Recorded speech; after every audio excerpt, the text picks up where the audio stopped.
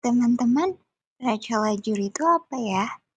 Neraca lajur atau worksheet adalah suatu kertas berkolom yang dirancang untuk menghimpun semua data akuntansi yang dibutuhkan pada saat perusahaan akan menyusun laporan keuangan dengan cara yang sistematis.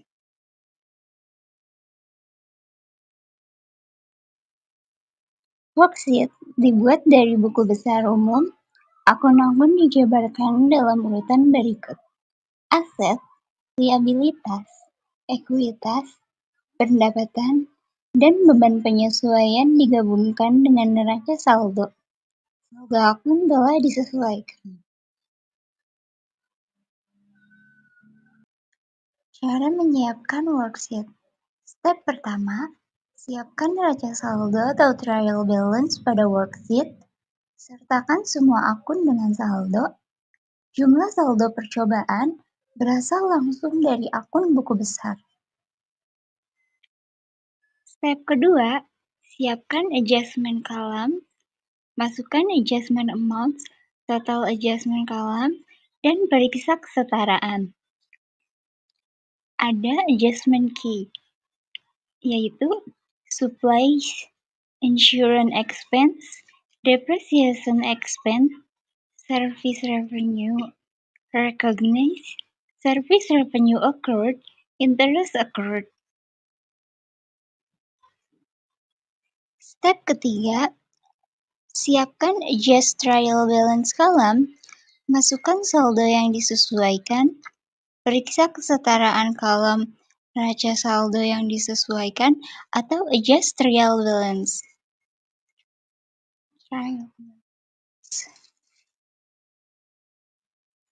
Step keempat, siapkan income statement dan statement of financial position column.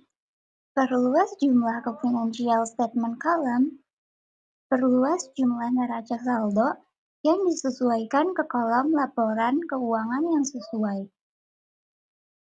Lalu pada step kelima, kita jumlahkan semua statement column, lalu hitung net income atau net loss-nya, dan lengkapi worksheet. Selanjutnya, untuk menyiapkan laporan keuangan dari lembar kerja, ada beberapa hal yang harus diketahui, seperti income statement atau laporan laba rugi disusun dari income statement column. Lalu, statement of financial position atau laporan posisi keuangan dan retained earnings statement atau laporan laba ditahan disusun dari statement of financial position columns. Lalu perusahaan dapat menyiapkan laporan keuangan sebelum membuat jurnal dan memposting jurnal penyesuaian. Dan neraca saldo yang disesuaikan biasanya sudah cukup untuk memudahkan penyusunan laporan keuangan. Nah, di sini seperti yang kalian lihat ada contoh dari income statement sebuah perusahaan advertising.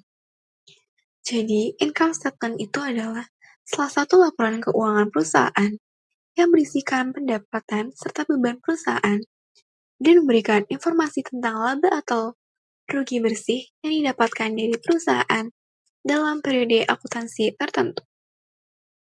Selanjutnya ada retained earnings statement atau laporan laba ditahan, merupakan laporan keuangan yang menunjukkan perubahan saldo laba ditahan perusahaan selama periode akuntansi tertentu. Laporan ini biasanya mencakup pertama, saldo awal akun laba ditahan perusahaan, kedua, setiap pendapatan atau kerugian bersih, dividen tunai atau dividen saham, ketiga, saldo laba ditahan akhir. Contohnya ada dari Yazigi Advertising untuk tanggal 31 Oktober 2020, di mana retained earnings 1 Oktober sebesar 0, lalu net income sebesar 2.860, dan dividen sebesar 500, yang menghasilkan retained earnings pada 31 Oktober sebesar 2.360. Selanjutnya ada laporan posisi keuangan perusahaan atau Statements of Financial Position, yang merupakan laporan sistematis mengenai aktiva, utang, serta modal dari suatu perusahaan pada suatu periode tertentu. Komponen yang harus ada ketika menyusun laporan posisi keuangan adalah, yang pertama harus ada aset, yakni harta yang dimiliki perusahaan. Kedua, equity, yakni utang lancar dan utang jangka panjang. Dan yang ketiga ada liabilities, atau kekayaan perusahaan yang dimiliki oleh pemilik perusahaan. Selanjutnya, kita akan menyiapkan jurnal penyesuaian dari lembar kerja. Sebelumnya, apa sih jurnal penyesuaian itu? Jadi, jurnal penyesuaian adalah salah satu jenis jurnal yang digunakan untuk mencatat transaksi atau peristiwa yang belum dicatat dalam jurnal umum pada akhir periode akuntansi. Nah, tujuannya buat apa? Jadi, tujuan utamanya untuk memastikan bahwa akun-akun dalam laporan keuangan mencerminkan kondisi keuangan yang sebenarnya pada akhir periode. Jurnal penyesuaian ini dibuat dari kolom penyesuaian pada lembar kerja, lalu penjurnalan dan posting jurnal penyesuaian mengikuti penyusunan laporan keuangan ketika lembar kerja digunakan. Nah, teman-teman, apa manfaat dari sebuah worksheet? Manfaat dari sebuah worksheet adalah membantu penyusunan laporan keuangan. Yang kedua, mengurangi kemungkinan kesalahan. Yang ketiga, tautkan akun dan penyesuaian. Yang keempat, membantu dalam perencanaan dan pengorganisasian audit. Yang kelima, membantu dalam menyiapkan laporan keuangan interim. Dan yang terakhir, menunjukkan efek dari transaksi yang diusulkan. Nah, teman-teman, apa itu jurnal penutup? Jurnal penutup merupakan jurnal yang digunakan untuk menutup semua akun nominal, pendapatan dan beban pada akhir periode. Proses ini dilakukan dengan cara menjurnal akun-akun tersebut pada lawan saldo nominalnya. Dengan kata lain, jurnal penutup dilakukan untuk mengenalkan saldo sementara, pendapatan dan beban, sehingga perusahaan dapat mengetahui laba atau rugi usaha selama satu periode. Selain itu, pengambilan pribadi atau prive juga termasuk ke dalam akun sementara yang harus ditutup pada akhir periode. Apa tujuan dari jurnal penutup? Adapun tujuan dari jurnal penutup diantaranya, yang pertama, memisahkan transaksi pada akun pendapatan dan beban, agar tidak bercampur dengan jumlah nominal pendapatan dan beban tahun mendatang. Yang kedua, mampu menyediakan neraca awal periode berikutnya saat setelah dilakukan jurnal penutupan. Kemudian yang ketiga, mempermudah apabila laporan keuangan diperiksa, karena jurnal penutup ini menjadi pemisah dari akun nominal periode sebelumnya dengan setelahnya. Yang terakhir, untuk menyajikan informasi keuangan perusahaan yang sebenarnya setelah dilakukan penutupan buku atau jurnal penutup. Nah, teman-teman, agar mengetahui cara-cara dalam menyiapkan jurnal penutup, yang pertama kita harus mengetahui dulu apa itu akun permanen dan akun sementara. Akun permanen atau akun real adalah akun yang dilaporkan di laporan posisi keuangan seperti aset, kewajiban atau utang, dan ekuitas. Akun-akun ini akan dibawa ke periode atau tahun berikutnya. Kemudian, akun sementara atau akun nominal adalah akun yang hanya mencatat transaksi selama satu periode, seperti pendapatan, beban, dan dividen. Akun-akun ini ditutup di akhir periode sehingga tidak dibawa ke periode berikutnya. Nah, teman-teman, apa tujuan menyiapkan jurnal penutup? Yang pertama, yaitu jurnal penutup berfungsi untuk memindahkan saldo akun sementara ke akun laba ditahan, sehingga akun sementara memiliki saldo nol di awal periode berikutnya. Kemudian yang kedua, perusahaan umumnya membuat dan memposting jurnal penutup hanya di akhir periode akuntansi tahunan. Yang terakhir, jurnal penutup memastikan saldo akun sementara menjadi nol. Nah, teman-teman, ini adalah contoh dalam menyiapkan jurnal penutup.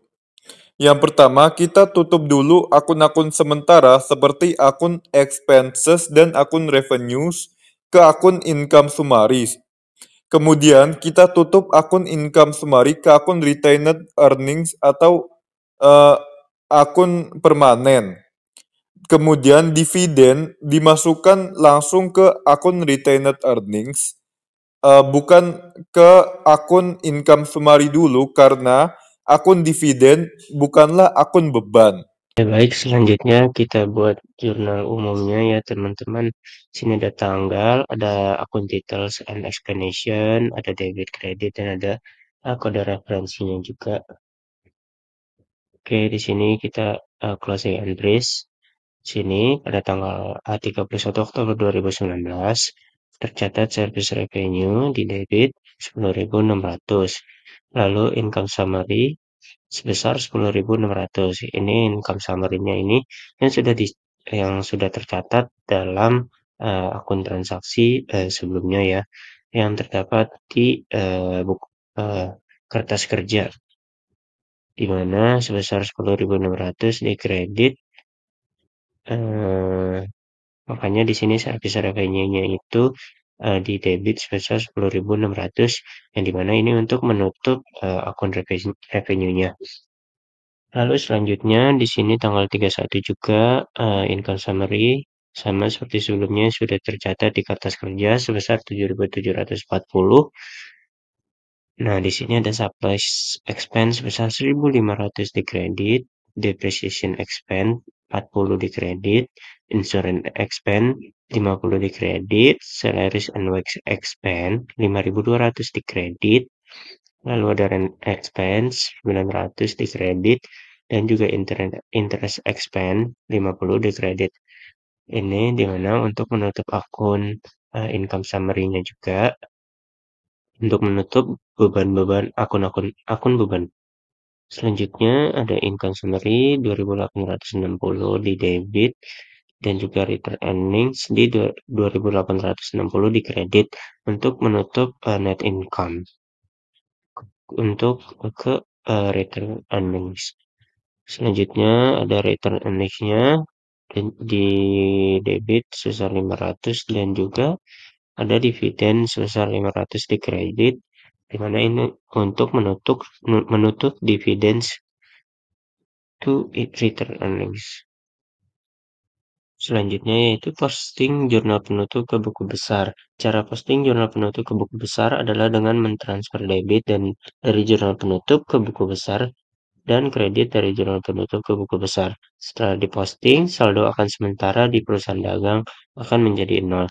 Nah, teman-teman, langkah dalam proses posting dari jurnal ke buku besar yaitu yang pertama kita pindahkan tanggal kejadian, kita pindahkan jumlah debit atau kredit, kita catat kode akun, catat keterangan, dan kita hitungkan saldonya.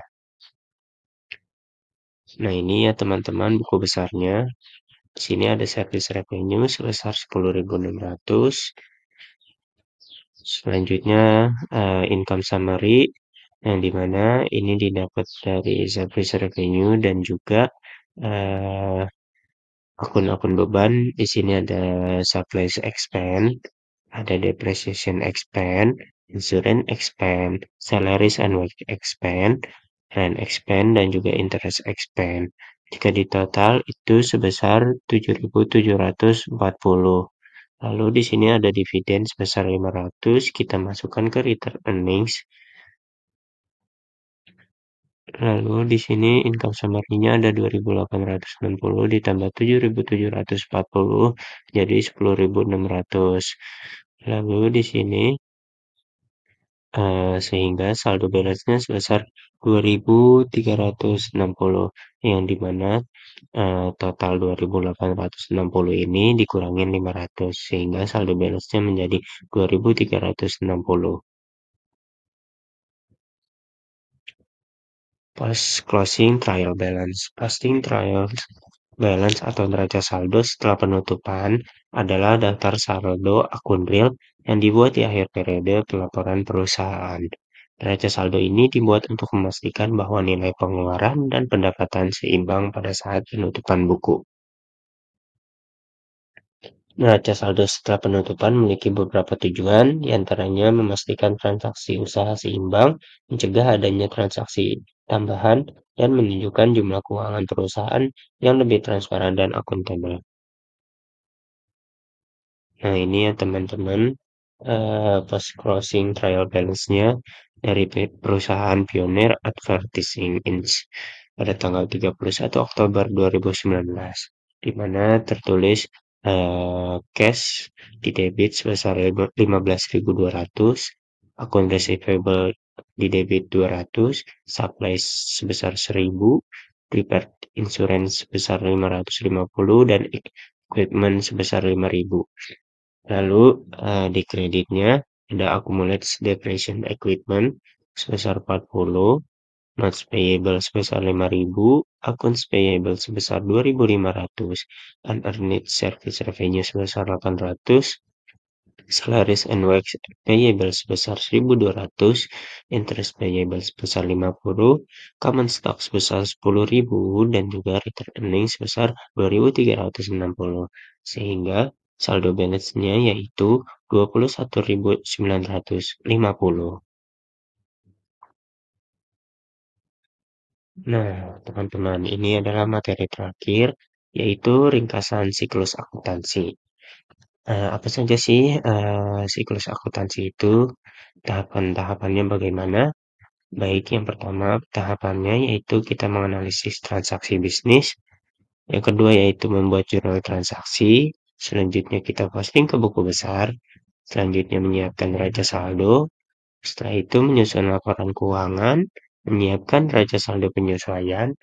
Setelah itu membuat jurnal dan posting jurnal penyesuaian, buat jurnal dan posting jurnal penutup, dan yang terakhir yaitu menyiapkan neraca saldo setelah penutupan.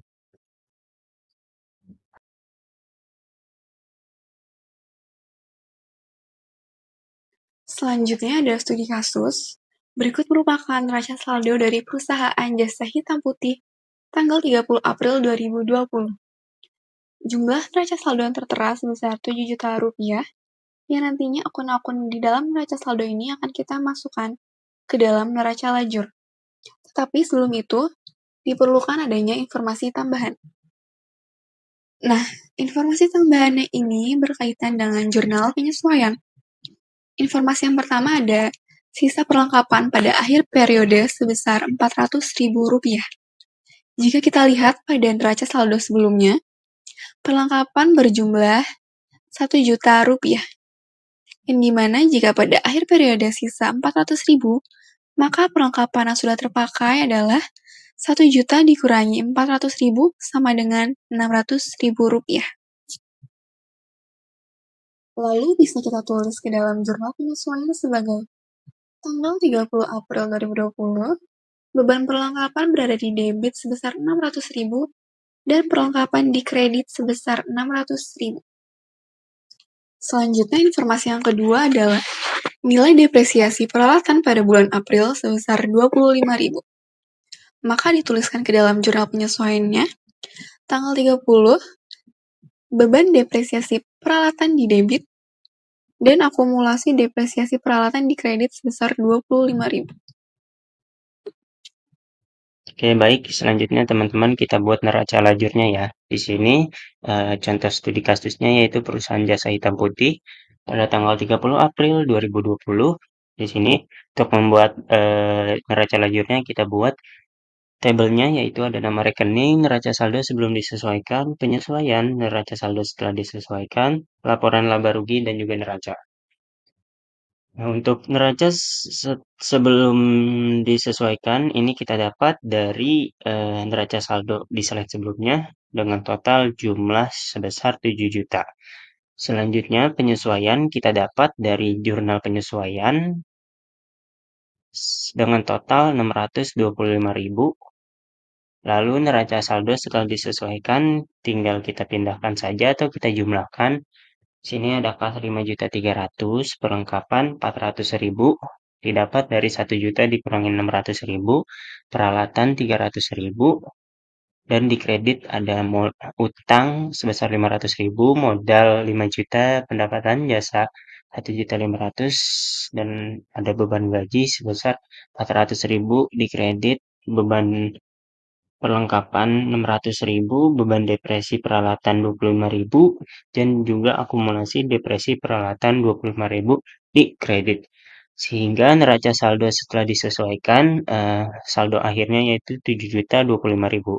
Selanjutnya kita buat laporan laba ruginya, di mana ini pendapatan dikurangin beban. Pendapatannya itu sebesar 1.500.000 dan juga bebannya sebesar 600.000 ditambah 400.000 dan ditambah 25.000. Sehingga bebannya berjumlah 1.025.000. Jadi untuk laporan laba ruginya 1.500.000 dikurangin 1.025.000 dan perusahaan ini untung sebesar 475.000. Selanjutnya kita buat neracanya. Neraca ini terdiri dari aset, ekuitas, dan juga liabilitas. Di sini ada kas 5.300.000 di debit, perlengkapan 400, peralatan 300, dan di kredit ada utang usaha 500, modal Tuan Rido 5 juta, dan juga beban akumulasi depresi peralatan sebesar 25.000 di kredit. Sehingga total neracanya yaitu 6 juta di debit dan juga 5.525.000 di kredit. Dan ditambah dengan total laporan laba rugi sebesar 475.000. Sehingga total balance-nya yaitu 6 juta. Oke, sekarang kita masuk ke laporan laba rugi dari perusahaan jasa hitam putih pada tanggal 30 April tahun 2020. Di sini, pendapatan jasa dikredit sebesar 1.500.000 dan beban-beban seperti beban gaji sebesar 400.000, beban perlengkapan sebesar 600.000, dan beban depresiasi peralatan sebesar 25.000 menambah di debit, sehingga pendapatan dikurang beban, kredit dikurang debit, sehingga kita cari 1.500.000 dikurangi total beban sebesar 1.025.000, sehingga kita mendapatkan total laba bersih sebesar 475.000. Oke, sekarang kita cari perubahan ekuitas pada perusahaan jasa hitam putih pada tanggal 30 April tahun 2020. Di sini, modal Tuan Rido awalnya dikredit sebesar 5 juta dan ditambah laba bersih yang sudah kita cari sebelumnya dengan total 475.000 karena menambah dikredit sehingga modal akhir bertambah dari modal awal Tuan Rido sebesar 5 juta ditambah laba bersih sebesar 475.000 sehingga total modal akhir yang didapatkan pada perusahaan jasa hitam putih adalah sebesar 5.475.000. Di sini ada laporan posisi keuangan perusahaan jasa hitam putih. Bagian aset, kita masukkan kas sebesar 5.300.000. Perlengkapan 400.000, peralatan 300.000. Peralatan mengalami penyusutan sebesar 25.000. Jadi kita kurangi 300.000 dikurang 25.000 sama dengan 275.000. Nah, asetnya kita jumlahkan 5.300.000 tambah 400.000 tambah 275.000, jadi total asetnya 5.975.000. Di bagian kewajiban, kita masukkan utang usaha sebesar 500.000, modal Rido 5.475.000. Kita jumlahkan, jadi total utang dan modalnya itu 5.975.000. Setara dengan total asetnya atau balance. Jurnal penutup perusahaan jasa hitam putih. Fungsi jurnal penutup menutup akun normal yaitu pendapatan dan beban. Disusun pada akhir periode.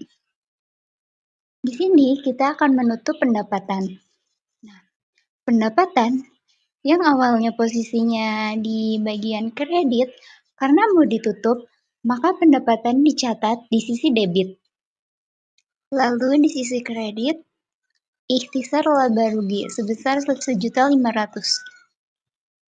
Selanjutnya kita akan menutup beban. Kita tutup di akun ikhtisar laba rugi, sehingga debitnya ikhtisar laba rugi, bagian kreditnya itu beban sebesar 1.025.000. Lalu, kita lihat selisih antara ikhtisar laba rugi pendapatan dengan ikhtisar laba rugi beban gaji, yaitu 1.500.000 dikurangi 1.025.000 sama dengan 475.000. Selanjutnya, kita catat ikhtisar laba rugi di bagian debit sebesar 475.000 dan modal di bagian kredit 475.000. Kenapa kita catat ikhtisar laba rugi di bagian debit? Karena sebelumnya selisih ikhtisar laba rugi itu ada di bagian kredit. Jadi, karena kita akan melakukan penutupan, maka dibalikan. Lalu, modal berada di sisi kredit di sini. Nah, modal pada dasarnya, saldo normal akunnya adalah di kredit. Ketika penutupan, modal posisinya kredit, artinya perusahaan mengalami laba, sehingga akan menambah modal periode sebelumnya.